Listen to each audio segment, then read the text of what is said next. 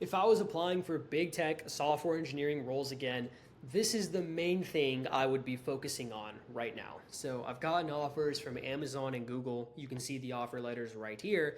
And I've also mentored and coached hundreds and hundreds of software engineers one-on-one over the past few years. I've had the pleasure of mentoring hundreds of engineers at this point. And the number one thing that I would be focusing on if I was applying for big tech software engineering roles right now is actually the resume. And I know you might be tempted to just click off of the video right now, but hear me out. I've reviewed thousands and thousands of software engineering resumes at this point. I still review hundreds of them every single month. And I've never seen a perfect resume. Everyone who comes to me for, a little bit of guidance or a little bit of feedback on their resume, they think their resume is fine. They've had it looked over by a few colleagues or friends, and everyone thinks their resume is fine. But then when I ask them how many applications they've sent out and how many interviews they've gotten, it's not adding up. If you've been applying, but you're not really getting as many interviews as you would like, I'm telling you right now, there must be something on your resume that can be improved to get you more interviews. And so this exact resume that I'm about to kind of go through in this video, this is kind of like the gold standard resume. This is a resume from one of the software engineers that I mentored one-on-one just a few months ago. And he ended up landing over 20 big tech interviews. It was absolutely insane.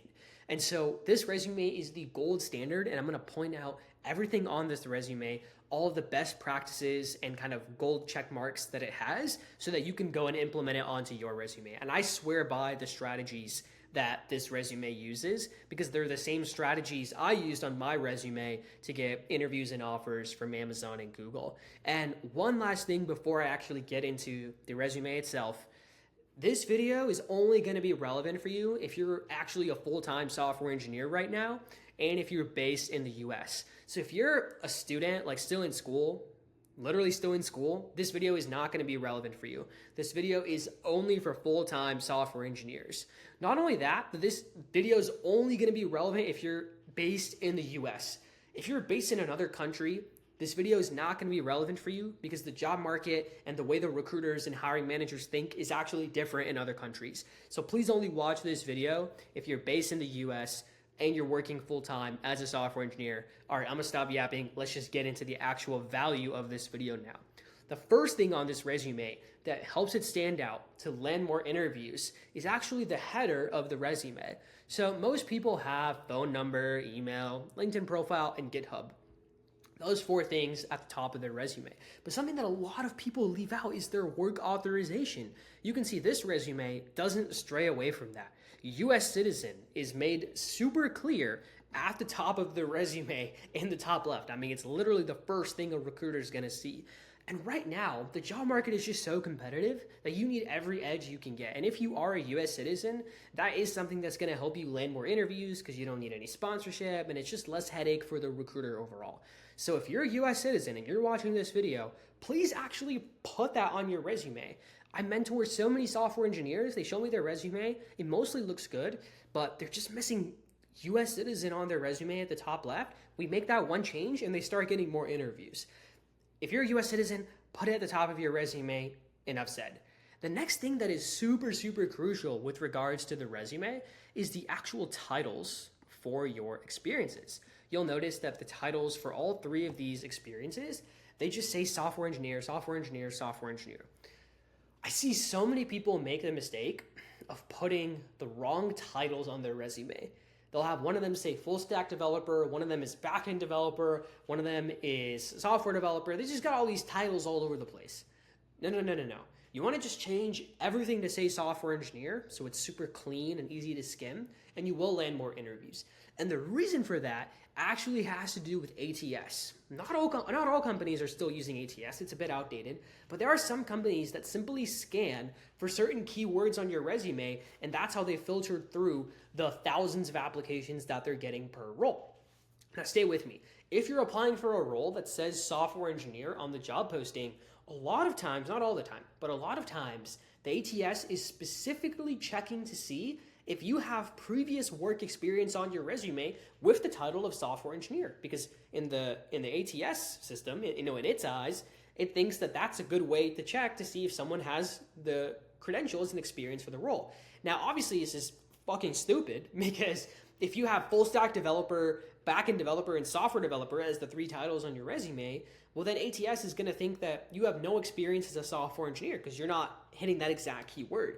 So the safest thing, if you're applying to software engineering roles, which is going to be the title for like 90% of job postings, is to just go on your resume and change all the titles to software engineer. That one thing will help you land more interviews. The next thing I want to point out is the actual bullet points, the straight up meat of the resume. You can see that these bullet points are emphasizing the actual impact of the work with measurable percentages, like improved accuracy by 20%, improved throughput by 30%, delivered less than 15-second visualization updates. The list goes on. You want to have as much of that on your resume as possible, and you've probably heard that advice before, but I just want to emphasize it one more time for you because I see so many resumes where people have those metrics and those percentages maybe in like 1 or 2 of the bullet points on their resume, but you want to put it in as many of the bullet points on your resume as possible because the person reviewing your resume is a non-technical recruiter. They've never even written a line of code before a lot of the time. So they don't care about GCP or AWS or Node.js or all these frameworks. They're looking for the actual percentages and metrics on your resume to see if your previous experiences have made an impact. So you want to put as much of that on your resume as possible, and it will genuinely help you land more interviews. And again, I know you've probably heard that advice before, but be honest with yourself. Go open up your resume right now. How many of the bullet points on your resume actually have some sort of quantitative impact? You need to put it in as many of the bullet points on your resume as possible.